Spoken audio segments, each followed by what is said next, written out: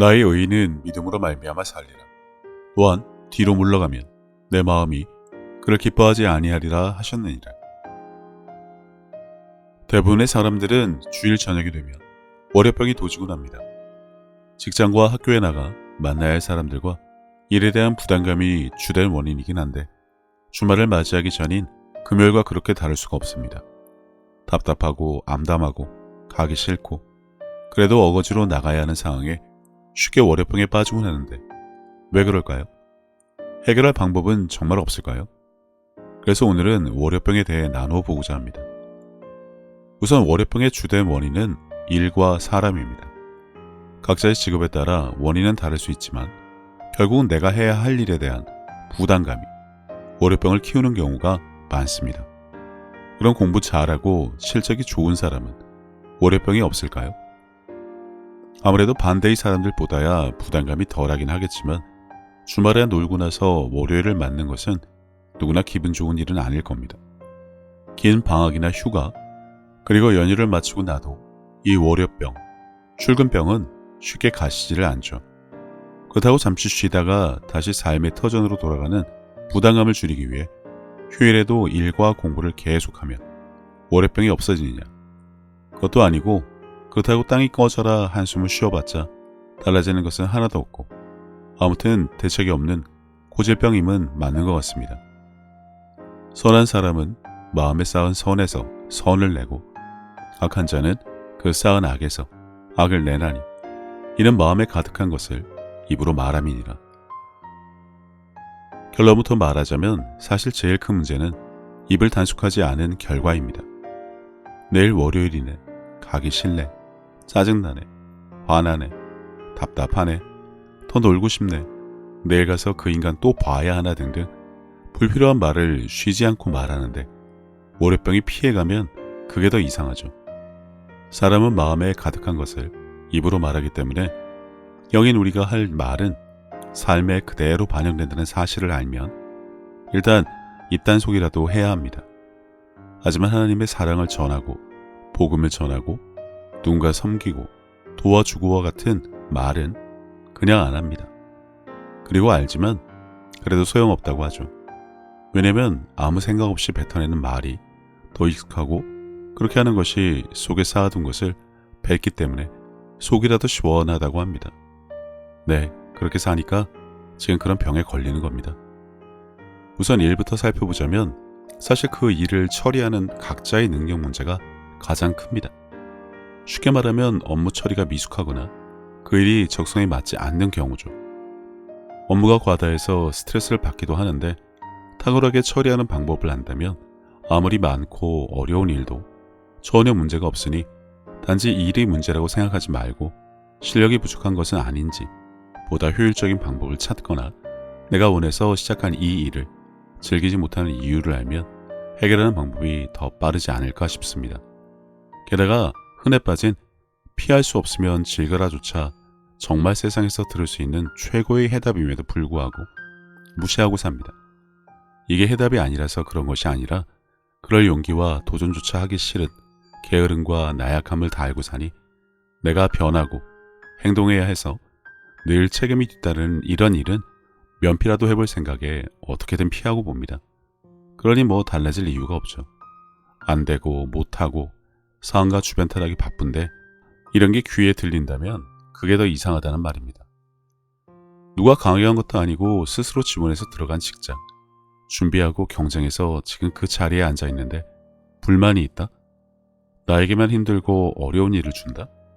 직장 동료들이 하나같이 마음에 안 든다? 그럼 조용히 사표 제출하고 나오면 됩니다. 선택의 잘못을 어거지로 버티는 건 더 큰 어려움을 부를 뿐입니다. 하지만 그럴 용기는 없고 입은 놀리고 싶고 직장을 옮길 능력도 없으면 사실 일과 관련해서 월요병이라고 하면 딱히 방법이 없습니다. 직장을 바꾸면 쉬운 일과 천사 같은 사람들만 있을까요? 절대 그렇지 않습니다. 오히려 마음을 새롭게 하는 방법을 찾던가 그런 사람이 되도록 자신을 훈련시키던가 아무튼 기본적으로 싸워서 이기겠다는 다짐이 없으면 평생 가도 일과 직장 때문에 받는 스트레스, 업무에 대한 부담감으로 월요병은 벗어나지 못합니다. 그렇다고 동기부여나 자기계발 영상을 보면 달라지느냐?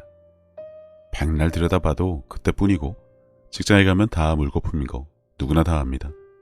그래서 마음가짐, 다짐, 훈련이 필요합니다.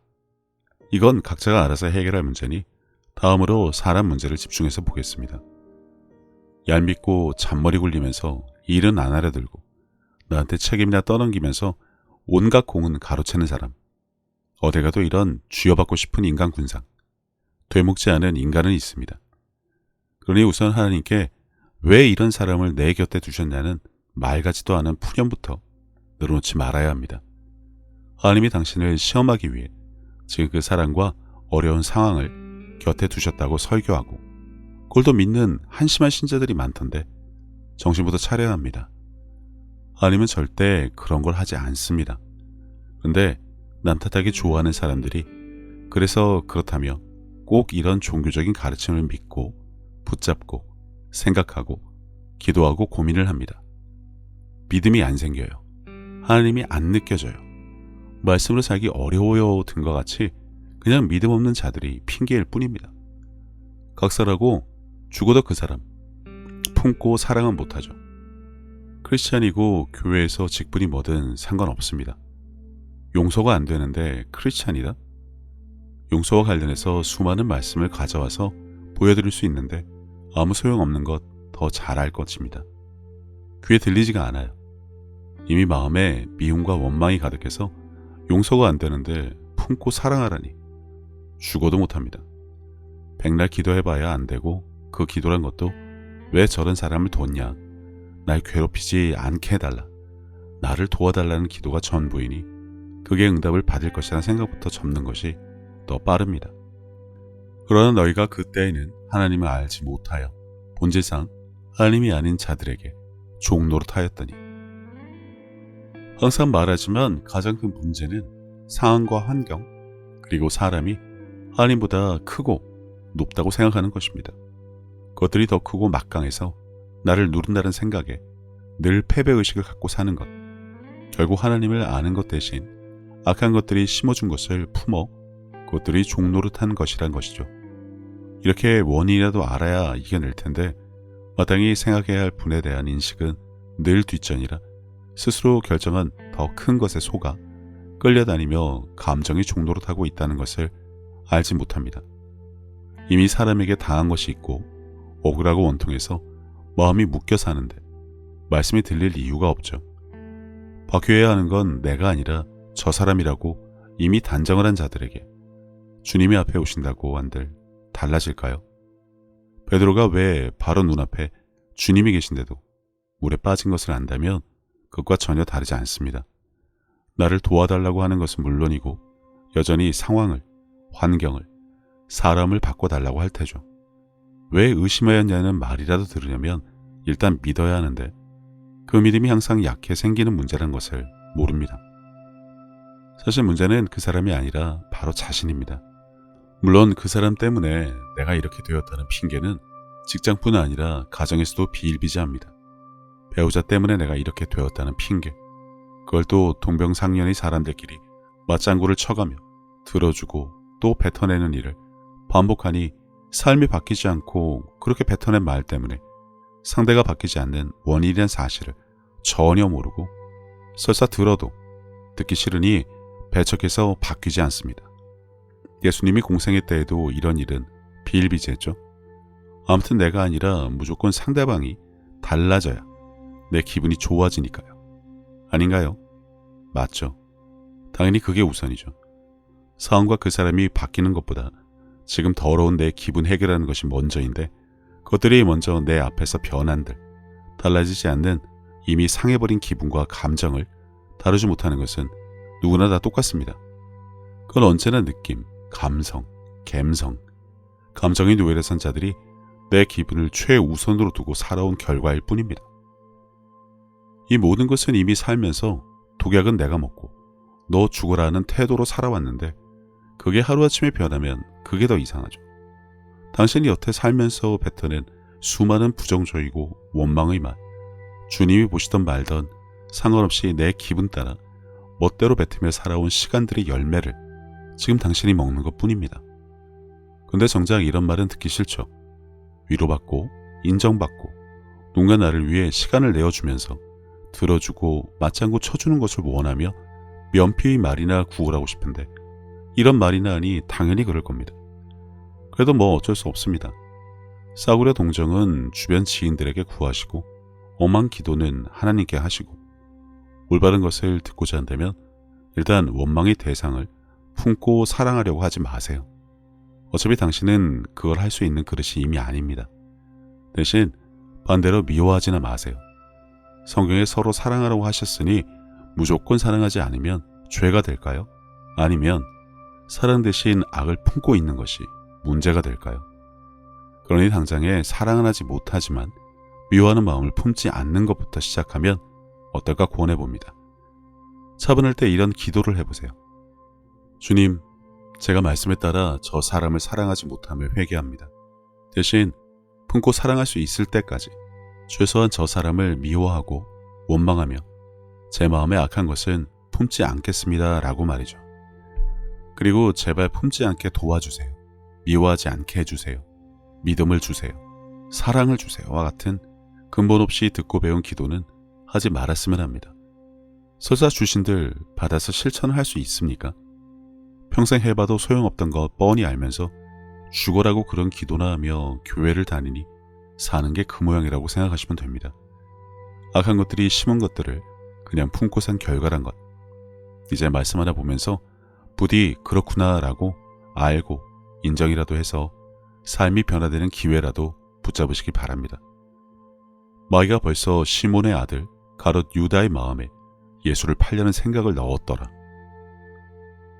그 사람 때문에 당신이 당하고 억울해서 악한 마음을 가진 것이 아닙니다. 당신이 악한 것이 들어올 수 있게 마음을 지키지 않은 책임 때문에 마음의 문이 활짝 열려 그 생각을 악한 것들이 당신에게 넣은 것입니다. 네, 이런 말 백날 들어봐야 여전히 그 사람 때문이겠죠. 당신은 대단한 크리스찬이니까. 믿음도 없고 구원의 확신도 없고 믿는 자에게 따르는 표적도 없는 당신은 곧 죽어도 크리스찬이라 도덕적 우월감에 쩔은 것 때문에 자신에게 문제가 없으니 무조건 남 탓을 해야 직성이 풀릴 겁니다. 마음을 새롭게 하여 변화를 받으세요. 그렇지 않으면 죽습니다. 당신의 육신은 멀쩡해도 당신의 영은 점점 죽어갑니다. 이 말이라도 이해했으면 합니다. 품고 사랑할 수 있기 전까지 그 반대의 말과 마음과 행동만이라도 하지 않는 것. 하나님은 사랑하지는 못하더라도 그런 노력이라도 하는 당신을 기뻐하십니다. 이 백성들의 마음이 완악하여져서 그 귀는 듣기에 둔하고 눈은 감았으니 이는 눈으로 보고 귀로 듣고 마음으로 깨달아 돌이켜 내게 고침을 받을까 두려워함이라 하였느니라. 또 하나의 원인은 그동안 품고 키워온 안갚음, 복수의 마음이 있으니 상대방이 변하는 그 일이 없으면 내가 원통하고 손해보고 기분 나빠서 당신부터 변하는 것이 억울해서라도 먼저 포기하지 못할 겁니다. 당한 것 그대로 갚아주고 상대방이 내가 당한 것 이상으로 겪는 꼴을 봐야 그제서야 마지못해 내 기분이 좋아질 것이란 생각. 과연 직장에서만 그럴까요? 가정에서는 안 그럽니까? 사는 게 이 모양인데 월요병이 드는 것이 너무나 당연하지 않을까요? 직장과 가정에, 학교에 당신의 노력으로 관계가 좋은 사람들 뿐인데 월요병이 온다? 절대 그렇지 않습니다. 단지 그런 사람은 성격이 좋고 호탕하고 적극적이고 진취적이니 그런다? 대인관계 좋게 하려고 그 사람이 얼마나 많은 노력을 그리고 수고를 아끼지 않았을지 헤아려 보는 것은 애시당초 고사하고 그런 생각조차 하지 못하는 당신은 뒷담화가 전공입니까? 대체 왜 그럴까요? 그럼 소심하고 소극적이고 부끄러움이 많고 대인관계 좋게 유지하는 방법도 모르는 당신은 그 책임을 또 누구 탓으로 돌릴 생각이라면 이런 변명조차 하지 않았으면 합니다. 사람이, 상황이, 환경이 뭐 이런 건 말입니다. 하다못해 친구를 만나 이런 주제로 종일토록 수다나 떨지 말고 주말에 밖에 나가 운동이라도 하세요. 광합성이라도 자주 그리고 많이 하면 사람이 좀 달라지기도 합니다. 새 계명을 너희에게 주노니 서로 사랑하라. 내가 너희를 사랑한 것 같이 너희도 서로 사랑하라. 너희가 서로 사랑하면 이로써 모든 사람이 너희가 내 제자인 줄 알리라. 이게 안 되는데도 스스로 크리스찬이다 라고 한다면 좀 아닌 듯 싶습니다. 이는 마치 스님이 고개를 끊지 않고 종교생활하는 것과 다를 게 뭔가 싶네요. 늦었더라도 천천히 변화되시길 바랍니다. 어차피 하지도 못하는 것 사랑하지 마세요. 품지 마세요. 대신 사랑하고 품기 전까지 그와 반대되는 것은 절대 하지 마시기 바랍니다. 우리는 새로운 피조물입니다. 새로운 시온성의 백성입니다. 무슨 말인지 잘 몰라도 그냥 그런 줄 아세요. 교회에서 올바르게 가르쳐 주지 않으니 당신이 누구인지조차 몰라 세상에 이리저리 치이며 사는데 어쩌겠습니까? 이 부분 나중에 따로 영상 올리도록 하죠. 세상엔 말입니다. 자신의 미래를 위해 현재의 고통을 감수한 수많은 사람들의 이야기가 있습니다. 푸념하고 욕하고 소리 지른다고 달라진 것이 아닙니다. 두고 보자란 마음에 도끼를 품고 이를 악물고 성공한 것이 아니란 겁니다. 가까이에서 볼 수 있는 부모님만 해도 그래요. 자식을 생각하며 참고 인내하신 부모님을 생각해보거나 아니면 지금 당신이 부모의 입장이라면 자녀를 위해 참고 사는 것이 무슨 벼슬이 아닌 것을 알면 충분히 이해할 수 있습니다. 아무것도 아닙니다. 감정이 상할 이유도 기분이 나쁠 이유도 그럴 여유도 없습니다. 주님을 마음에 모시고 있다면 설사 아직 그 단계는 아니더라도 그분을 바라보며 참고 인내하며 마음의 믿음을 지키고 세우고 섬기는 것은 바로 그런 것이 기본이 되어야 하기 때문이니 그렇게 생각하면서 생각과 마음부터 바꾸시기 바랍니다. 월요병 따위나 당신을 엄습하게 방치한 책임은 이러한 인식을 올바르게 갖는 것을 시작으로 얼마든지 벗어날 수 있습니다. 혹시 지금도 고작 하는 것이 투정과 짜증, 불평과 불만을 입에 달고 살면 당신은 성경에서 말하는 젖이나 먹는 자인이 당연히 그 수준에 머물러 살며 월요병이나 끼고 있을 겁니다. 그러면서 왜 저런 사람을 내 곁에 두셨느냐? 나에게 아무런 해를 끼치지 않게 해달라. 용서되지 않는 마음을 없애주세요. 주님이 다 해주세요. 나를 이해하고 위로하고 제일 먼저 챙겨주세요. 하나님은 나한테 그래야 해요. 내가 믿음도 능력도 없지만 나한테 불이익이 없도록 세상에서 무시당하지 않게 내 주변의 나쁜 사람들, 내 마음에 들지 않는 사람들 다 없애주세요. 나만 높여주세요. 내가 잘난 것을 알게 해주세요. 나한테 다 머리 숙이고 복종하게 해주세요. 내가 그들이 주인이 되게 해주세요라며 상태가 점점 더 심각해지고 있지는 않을까 싶습니다. 이러다가 차라리 나를 괴롭히고 나보다 잘나고 이쁘고 많이 가진 것들 다 죽여주세요라고 기도하지는 않았으면 합니다. 할 수 있거든 그들을 축복하세요. 어쩌면 당신 귀에는 말 같지도 않은 소리지만 그렇게 해야 합니다. 재차 말합니다만 혹시라도 네 이웃을 사랑하라 하신 말씀을 지키지 않는 자신을 주님께 회개할 마음은 있을지 모르겠지만 그러기 전까지는 악한 것을 품지 않도록, 그래서 악한 것들이 마구잡이로 나쁜 생각을 넣지 않도록 주의하시기 바랍니다. 인정하고 싶지는 않겠지만 사실 월요병, 직장과 학업의 스트레스 그런 거 없습니다. 큰일을 앞두고 심장이 두근거려 청심환을 먹어야 하고 식은땀이 흐르고 긴장해서 잠도 못 자는 것이 월요병과 스트레스의 증상이 아닙니다. 그렇게 믿고 속게야 한 것들이 있다는 것을 알아야 합니다. 긴장하고 두렵고 화나고 걱정하고 떨리는 것이 당연하다고 믿게 만들고 기왕이면 독약은 당신이 먹고 남 보고 죽으라고 입으로 쉴 틈 없이 부정적인 것을 말하게 한다는 것도 말입니다. 지킬 것 중에 생명의 근원인 마음을 지키라고 하신 이유는 사람은 마음에 가득한 것을 입으로 말하기 때문이고 이런 무책임의 결과로 삼킬 자를 찾아 두루 다니는 것들을 오히려 내가 믿음을 포기하고 너를 부르니 들어오라고 초청하는 꼴이니 그렇게 함으로 그것들에게 기회를 주어 마음에 악한 것을 심을 수 있는 합법적인 기회를 내어주었고 하물며 삼켜지도록 당신을 방치한 결과란 것만 아셔도 좋겠습니다. 너희 안에 이 마음을 품으라. 곧 그리스도 예수의 마음이니 사람이 노력으로 아무리 정성을 다해 가꾼다 하더라도 결국 사람의 마음일 뿐입니다. 오래 가지도 인내하지도 못하는 그런 마음을 붙잡고 백날 씨름을 해봐야 다 소용없습니다. 온유하고 겸손한 주님의 마음을 갖는다는 것이 결코 쉽지 않지만 어떠한 수고와 노력이 따른다 하더라도 그렇게 되어야 합니다. 계속 세상과 씨름을 할지 아니면 내가 먼저 바뀌어서 어떤 상황에서도 믿음이 흔들리지 않는 자로 살아갈지 결단해야 합니다. 당장은 못한다 하더라도 계속해서 변화되어야 합니다. 그 과정 중에 맞이하는 것은 하나님이 주신 시련도, 시험도, 여건도 아닙니다. 당신이 변하려고 하니 악한 것들이 발악을 하며 절대 하나님께 돌아서지 못하게 막으려고 하는 것뿐입니다. 귀 있는 자는 들을 수 있을 것이라 믿습니다.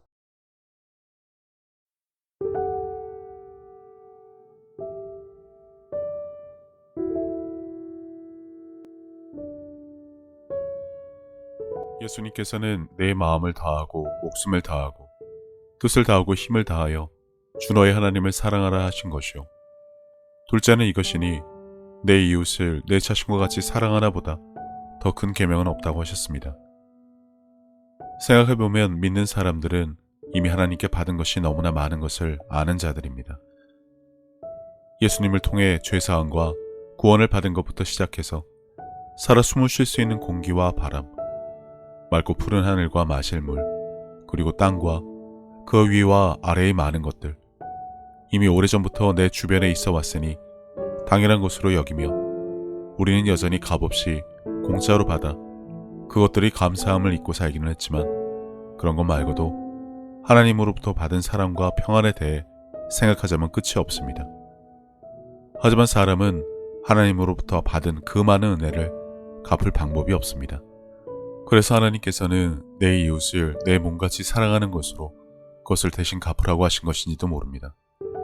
그리고 지극히 작은 자에게 한 것이 곧 하나님께 한 것이라고 하셨으니 그분의 은혜를 알고 그분을 닮아가는 삶을 살아가야 한다면 지금 내가 살아가는 삶의 방향이 하나님과 나의 이웃을 사랑하는 올바른 길 위에 있는 것인지 한 번쯤 점검해 봐야 하지 않나 싶습니다. 이와 같이 하나님의 뜻, 그분이 기뻐하실 일이 무엇인지 알고 내게 주어진 소명을 다하기 위해 끊임없이 힘쓰고 노력하는 것도 크리스찬들이 마땅히 해야 할 일이 아닐까라는 생각을 해봅니다. 이제는 세상 유행에 따라 요동치던 내 마음을 모두 내려놓고 혼자서 하나님의 뜻을 헤아리는 시간을 가져보시기를 권해봅니다. 하나님은 세상 모든 사람들을 사랑하십니다. 그렇기 때문에 당신이 사랑받기에 마땅한 사람인 것처럼 당신의 가족도 이웃도 그분에게는 마찬가지로 소중한 자녀들입니다. 당신이 어려운 상황을 겪었을 때 하나님께서 당신의 삶에 관여하실 수 있도록 마음의 문을 열고 그분을 신뢰하며 동행하는 삶을 살아왔듯이 이제 당신도 다른 사람들에게 먼저 다가가서 손을 내미는 귀한 삶이 되어주시기를 바랍니다. 예수님께서 주신 새 계명, 서로 사랑하라. 저도 늘 제 자리에서 최선을 다하여 섬기고 사랑하며 살도록 하겠습니다. 감사합니다.